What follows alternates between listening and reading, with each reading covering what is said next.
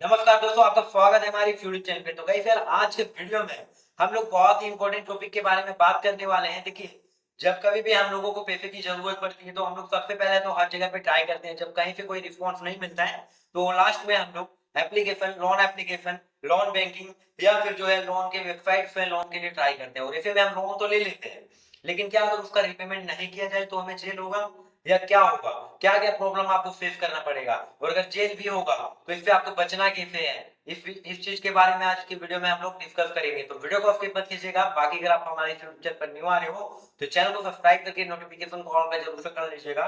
तो चलिए सबसे पहले हम लोग बात कर लेते हैं कि अगर आप देखिए, लोन जो होता है मेरे भाई, वो दो प्रकार का होता है। एक होता है सिक्योर लोन, एक होता है अनसिक्योर लोन। तो सिक्योर लोन के बारे में बात करेंगे बिकॉज सिक्योर लोन जो होता है वो आरबीआई से रजिस्टर्ड होता है। अनसिक्योर लोन जो होता है वो चाइनीज वगैरह एप्लीकेशन है, उन सबका कोई नियम वगैरह नहीं होता है। अगर उसमें आप लोन लिए हो भाई तो फंस चुके हो।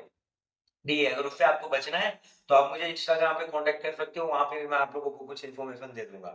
तो देखिए क्या होता है, यहाँ पे मैं आप लोगों को बताना चाहूंगा। तो देखिए, जैसे कि अगर आपने लोन ले लिया है और अभी तक उसका रिपेमेंट अगर नहीं किया है तो सबसे पहले अगर मेरी सलाह मानो भाई, अगर आपके पास पैसे हैं तो आप उसका रिपेमेंट जल्दी से जल्दी कर दीजिए। और अगर आपके पास नहीं है तो आप उसके एजेंट, जो उसके एजेंट होते हैं उससे आप कॉल पे बात कर लीजिए।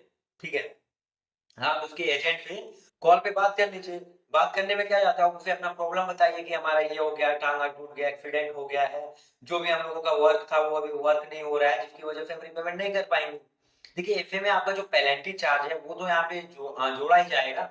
बट इससे क्या होगा ना मेरे भाई, आपके ऊपर उतना लीगल एक्शन जो लेने का चांसेस है वो कम हो जाएगा। और अगर आप उसका कॉल ही नहीं अटेंड करोगे तो ऐसे में काफी ज्यादा चांस हो जाता है कि वो आपके ऊपर लीगल एक्शन ले सके। तो देखिए, मैं आपको जैसे कि बताना चाहूंगा, जैसे कि सबसे पहले तो साइड इफेक्ट क्या पड़ता है, अगर आप लोन रिपेमेंट नहीं करते हो, अगर वो आपके ऊपर लीगल एक्शन नहीं मिले तो इससे क्या फर्क पड़ता है।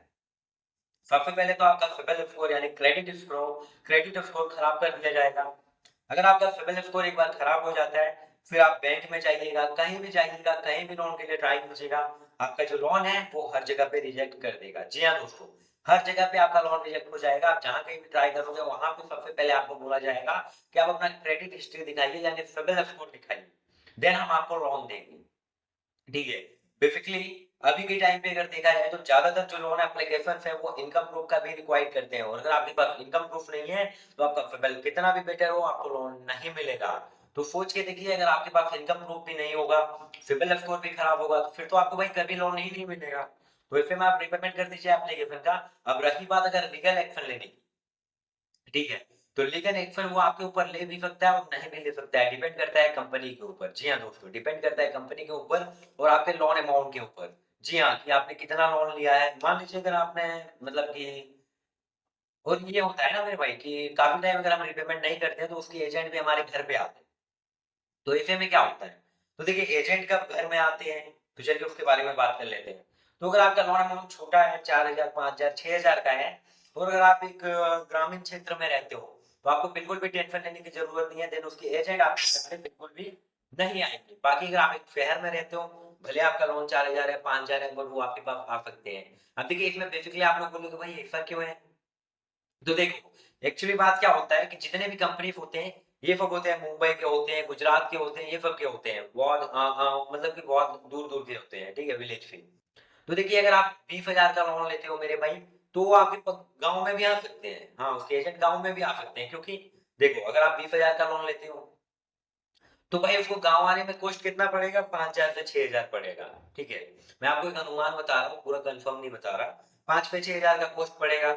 फिर उसे घर भी जाना है, मतलब घर जाएगा तो 5-6,000 का टोटल उसको कॉस्ट पड़ जाएगा, कितना भी चीपेस्ट हो फिर भी उतना कॉस्ट पड़ ही जाएगा। अब अगर आपका लोन अमाउंट 4,000 का है तो क्या आपने 5,000 यूज करके आपका रिपेमेंट लेने के लिए आएंगे? बिल्कुल नहीं आएंगे। वहीं पे अगर आपका लोन अमाउंट 20,000 है तो वो आपके पास आ सकते हैं। और रही बात शहर की, तो देखिए अगर आप शहर में रहते हो तो शहर में काफी जगहों पे इसका ऑफिस होता है जो कि आपके घर से आसपास में होता है, जहाँ पे 100 रुपीज के भाड़ा में भी वहां पे जाया जा सकता है। तो ऐसे में अगर आप 1,000 का भी लोन लियो मेरे भाई, तो वो कंपनी तो सोचेगा कि यार जो 100 जाए तो जाए, बट ये जो 1,000 रुपीज है वो तो आ जाए। तो ऐसे में आ जाता है। ठीक है मेरे भाई, और ये जो एजेंट होते हैं ये किसी भी प्रकार का, ये क्या होते हैं, एक कॉन्ट्रैक्ट पे काम करते हैं। ये फिर लोन कंपनी फिर बोलती है कि आप फिर रीपेमेंट करा के ले आइए, हम आपको इतना कमीशन दे देंगे, हम आपको इतना कमीशन दे देंगे। मैं हर एप्लीकेशन की बात नहीं कर रहा हूँ, किसी किसी एप्लीकेशन की बात कर रहा हूँ। किसी भी ऐप का मैं नाम नहीं लेना चाहूंगा, बिकॉज अगर मैं किसी एप्लीकेशन का नाम लूँ तो शायद इस वीडियो को मैं स्ट्राइक पड़ेगा और ये वीडियो मेरा डिलीट हो जाएगा। और रही इस बात पुलिस की, तो जी हाँ guys, ये पुलिस आ सकता है अगर आप टाइमली रीपेमेंट नहीं करते हो।